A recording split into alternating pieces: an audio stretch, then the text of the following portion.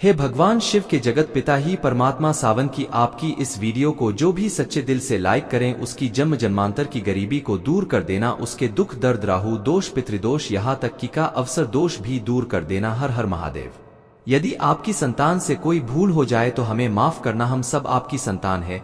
Like जरूर करें दोस्तों। इस बार 2024 में कितने सावन सोमवार पड़ रहे हैं? कोई कह रहा है 4 सावन सोमवार पड़ रहे हैं, कोई कह रहा है सावन सोमवार पढ़ेंगे, किसकी माने किसकी नहीं। आज हम सारी गलतफहमी, सारी सामंजस्य की स्थिति दूर कर देंगे और व्रत में क्या खाएं क्या नहीं जानिए सब कुछ दोस्तों। सावन का महीना चल रहा है, ऐसे में हर कोई भगवान भोले बाबा को दिल से खुश करना चाहता है। हर किसी की इच्छा होती है कि वह सावन में भोलेनाथ को खुश करके अपनी सभी इच्छाएं और मनोकामनाएं पूरी कर ले, पर कई बार आप लोग ऐसी गलतियां कर देते हैं या कर बैठते हैं जिससे शिव क्रोधित हो जाते हैं। और यह बात तो आप जानते हैं कि भोलेनाथ यदि भूले हैं तो उनका क्रोध भी अत्यंत विनाशकारी होता है।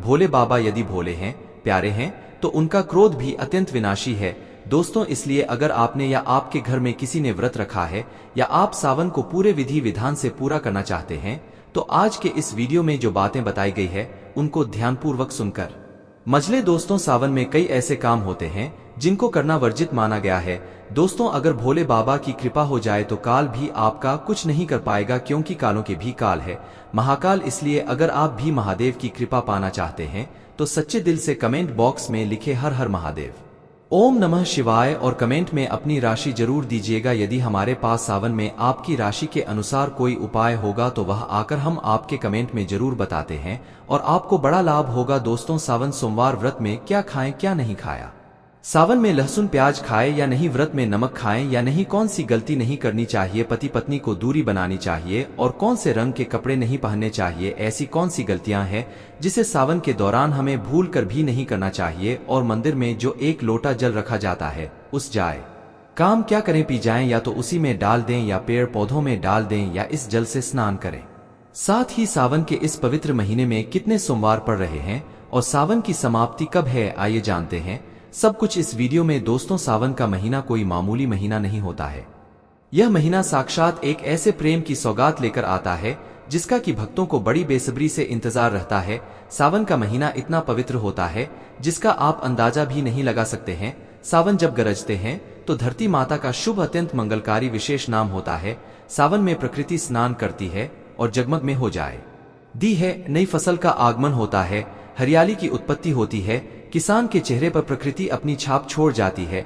सावन का त्योहार भारत में तो मनाया जाता है, लेकिन क्या आप जानते हैं विदेशों में भी सावन का पवित्र महीना बड़े जोरों शोरों के साथ और खुशी के साथ मनाया जाता है।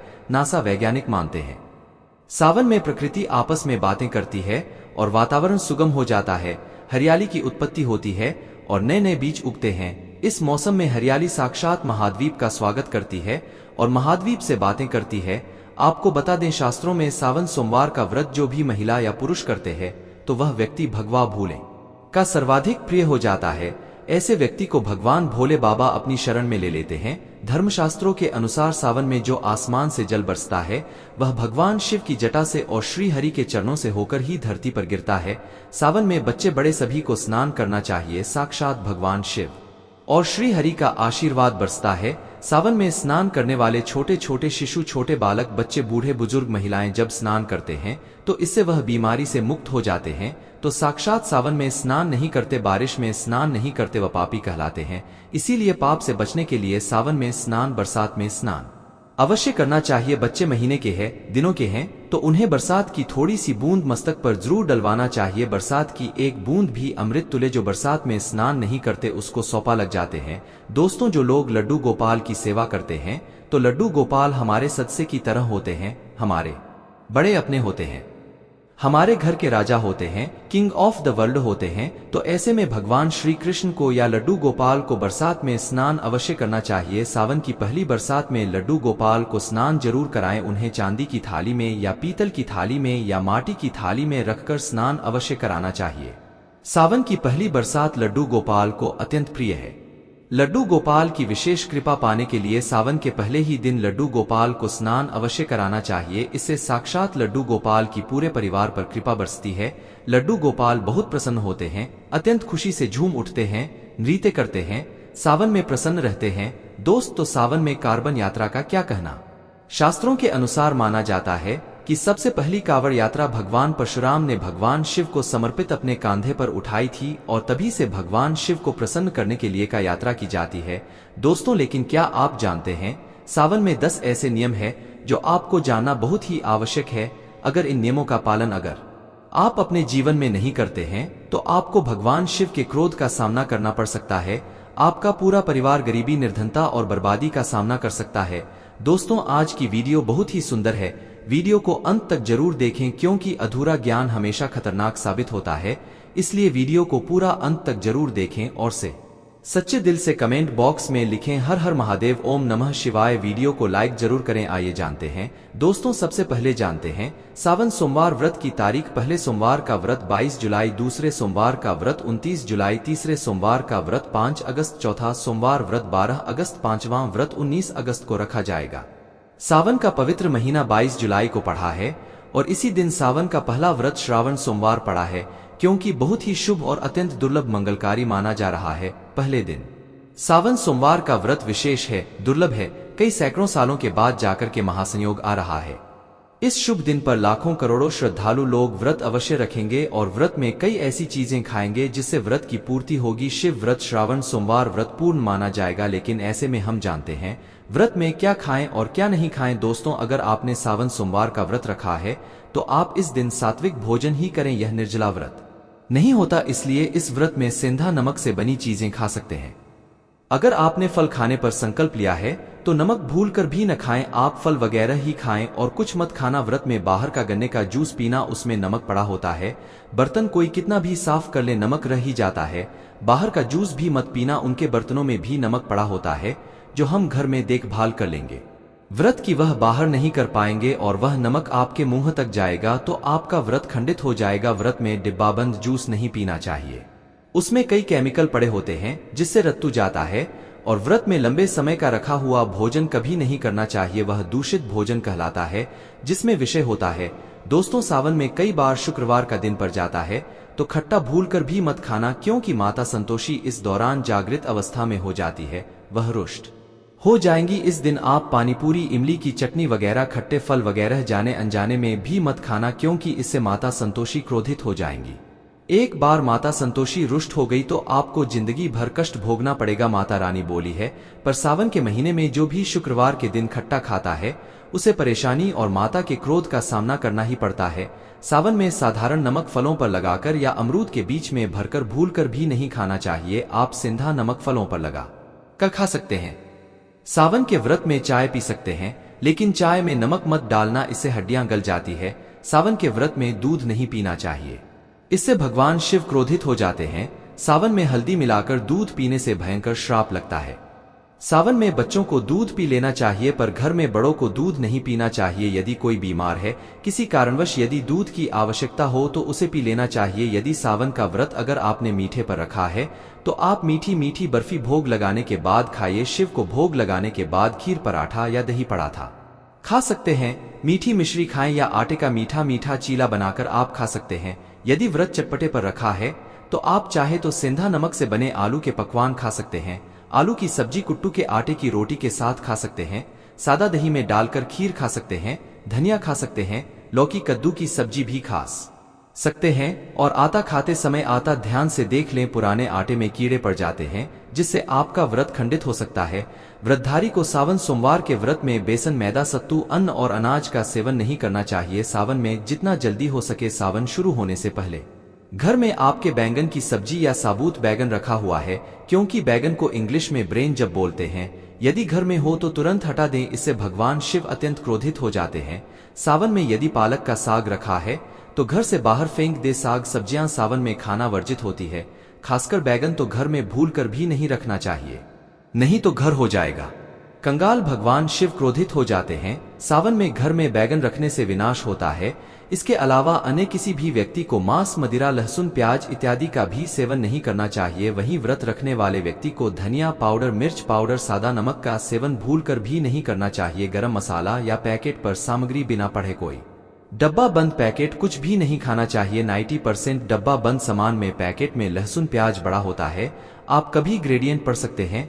लहसुन प्याज सबसे ज्यादा इस्तेमाल होता है डब्बा बंद चीजों में, और सावन में यदि हमने गलती से यह चीज खा ली तो हमारा व्रत टूट सकता है। सावन में चाहे आपका वृद्ध हो या न हो, किसी भी व्यक्ति को खड़ी पकोड़ा नहीं खाना चाहिए, और वहीं पत्तेदार सब्जियां पालक, मेथी, लाल भाजी, बथुआ, पत्ता गोभी जैसी सब्जियां या साग सब्जियां भूलकर भी नहीं खानी चाहिए। यह जहर के समान मानी जाती है। इसमें कीड़े आ जाते हैं, सांप बिच्छू बगैर आ जाते हैं, और जो भी व्यक्ति सावन में बैंगन की सब्जी खाता है उस व्यक्ति को घोर पाप लग जाता है। इसी कारण लोग द्वादशी और चतुर्दशी पर बैंगन नहीं खाते। पत्तेदार सब्जियां क्यों नहीं खाई जाती, इसके पीछे एक कथा है, आपको बताऊंगा दोस्तों। सावन के पवित्र महीने में कौन सी गलतियां नहीं करनी चाहिए। ये गलतियां पाप का भागीदार तो बनाता ही है, साथ ही साथ ऐसा व्यक्ति नरक में अटका ही रह जाता है। सावन में घर के सभी लोगों को सुबह जल्दी उठना चाहिए, और जितना जल्दी हो सके कम से कम पहला सावन स्नान अवश्य करें। परिवार में सबको स्नान करना चाहिए। यदि कोई बीमार है तो उस पर गंगा जल के छींटे मार दी। सावन में किसी भी गरीब का अपमान न करें, क्या पता उस गरीब के रूप में भगवान शिव हो, क्योंकि भगवान शिव सावन में अपने भक्तों की परीक्षा लेने आते हैं। सावन में देर तक सोने वाली महिला का पति बर्बाद हो जाता है और उसकी मृत्यु निकट भविष्य में जल्दी हो जाती है। इसलिए पति के उठने से पहले सावन में हर्ष को जल्दी उठ जाना चाहिए और भगवान शिव की पूजा करनी चाहिए। सोमवार व्रत आपको अवश्य करना चाहिए, ऐसा करने से धन लक्ष्मी का वास होता है। सावन में पति पत्नी को सहवास नहीं करना चाहिए। अगर आपने व्रत रखा है या आपकी पत्नी ने व्रत रखा है तो आप दूरी बनाकर रखें, क्योंकि इस दौरान ऐसा व्यक्ति भगवान शिव की शरण में होता है। सावन में घंघोर काले वस्त्र पहनकर शिव मंदिर में नहीं जाना चाहिए। चाहे तो आप घर में काले वस्त्र पहन सकते हैं, लेकिन मंदिर में भूलकर भी मत जाना, और नहीं व्रत में काले वस्त्र पहनना चाहिए। वैसे तो सावन में लहसुन प्याज नहीं खाना चाहिए, पर यदि आपका व्रत है तो उस दिन पूरे परिवार को लहसुन प्याज से परहेज करना चाहिए। सावन के महीने में घर में गंदगी नहीं होनी चाहिए, इससे प्रकृति नाराज हो जाती है।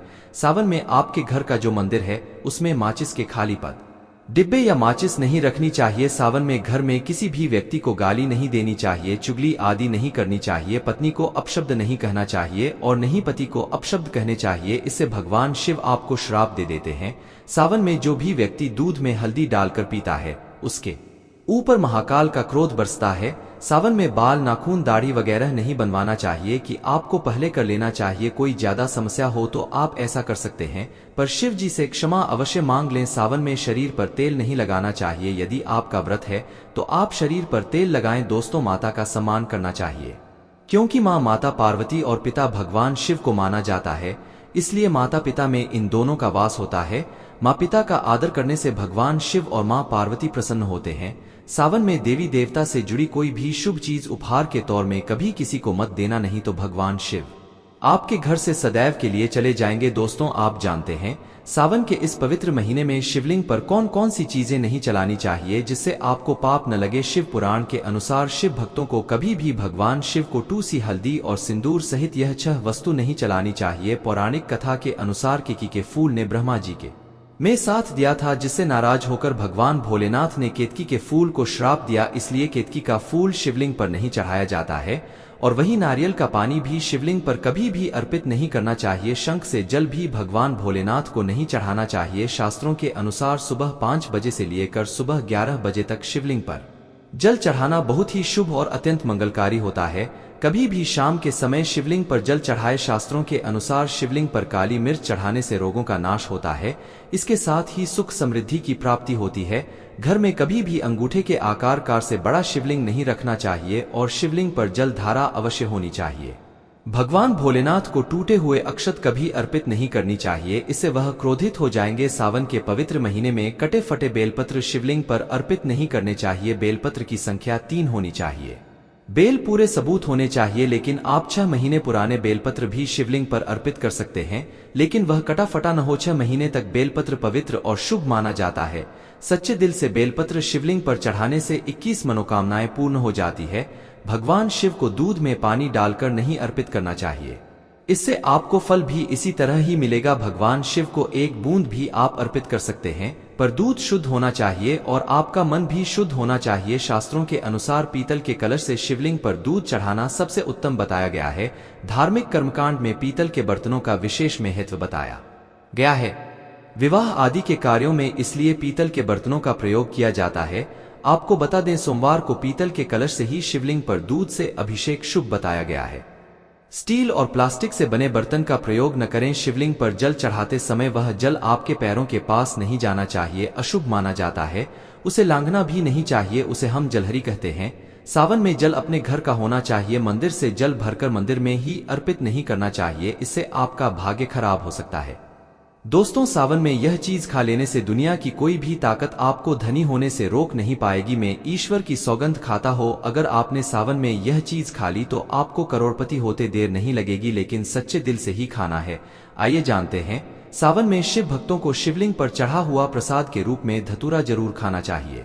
इससे आपको ज्यादा नहीं खाना है, बस अपनी जुबान पर हल्का सा टच करना है। ज्यादा खाएंगे तो आप बीमार पड़ जाएंगे, इसलिए बस कर लें। आप देखना, आपके अंदर सकारात्मकता का संचार होगा और आपको धनी होने से कोई नहीं रोक पाएगा। दूसरा है बेल फल। बेल फल प्रसाद के रूप